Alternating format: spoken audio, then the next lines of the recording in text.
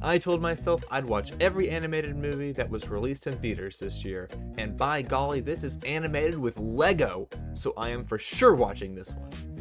Typically, my review format is to do a full plot synopsis, character evaluation, and then pick a segment of the film to discuss that is of the biggest importance. However, for this film, I'm scrapping that trend, mainly because of how this film is formatted and presented. Piece by Piece is the first animated film directed by Morgan Navali. It is a documentary about and starring Pharrell Williams and his illustrious musical career, amongst other endeavors. The reason for the film being done with Lego is credited with both Morgan and Pharrell. Pharrell seems to have pushed the idea because he thought it was cool. You know what'd be cool is if we told my story with Lego pieces. And Morgan is credited with saying how he felt incredibly excited to be able to control every visual aspect of the film. And I say absolutely, animation is awesome for that reason. The film is a telling of Pharrell's story via prompting questions from an interview. We see Pharrell's beginnings in Virginia Beach. We hear him talk about his obsession with music. Early on in the film, whenever Pharrell is listening to music, we are shown bright colors and patterns coming from the music he is listening to. All still Lego-shaped, of course. I quite liked these musical hallucinations, and I really liked how they kept representing the feelings Pharrell got out of music with him creating his own works. If you asked me before watching this film who Pharrell Williams was, I would be able to point to literally one song.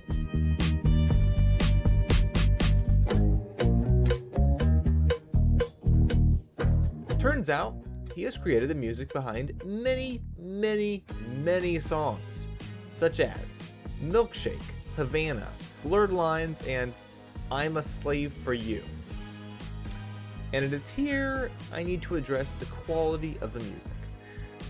The music that was played throughout this movie was obviously the most popular of the stuff, I'm assuming, and honest to goodness, the beats that he is able to make sound really great, in almost every song.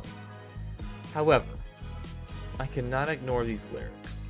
It is painful to endure this absolute degenerate sludge. And yes, I understand that Pharrell is not the lyric guy behind most of these songs, but he's fine with being associated with them, as well as being in numerous music videos that would not allow the film to be only PG rated if it was live action. Now, Baby Giraffe, you say, hold on, why do you care about the morality of the music in these songs? He doesn't claim to be a saint or anything. Well, dear viewer, I don't know if he claims to be or not, but the film sure has something to say about it early on. Pharrell is raised with Christian influences in his life. One of the main takeaways from these scenes is that God has blessed him with a gift. A section of Luke 12:28 is quoted in this movie. To whom much is given, much is required. I love this verse. It should push every Christian to do as much as possible for God's glory. And what does Pharrell do with it?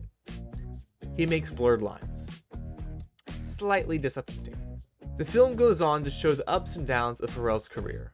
From the initial popularity boom that leads him to becoming too self-confident and eventually lets bums control his life. Bums being people who leech off of his popularity and promise to provide value without delivering. To his marriage and reunion with his second band member who helped him start his career. The film ultimately ends with a message that is trying to be inspiring to others who create. Inspiring them to create for the world and not just for themselves. Unfortunately, this message was just slapped on at the end because they probably thought it would be inspiring, but that theme isn't really supported that strongly throughout the film.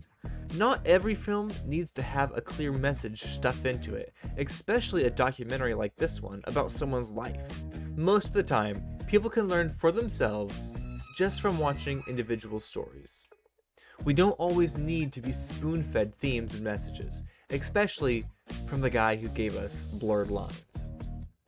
Before giving a final score, I'd like to discuss something I'm very passionate about that this movie involves. Snoop Dogg. No, it's Lego. Particularly how it's styled. As someone who enjoys most of what I've seen from Ninjago, I am no stranger to different Lego animation techniques. Ninjago typically says screw it, just stretch it, letting the Lego pieces bend and stretch.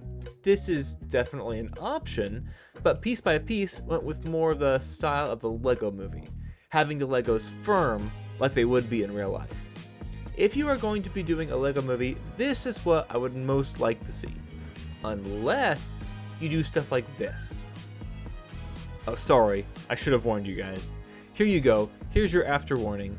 Don't do this. Use Lego responsibly. Don't subject us to this. If you want no limitations, use 2D animation.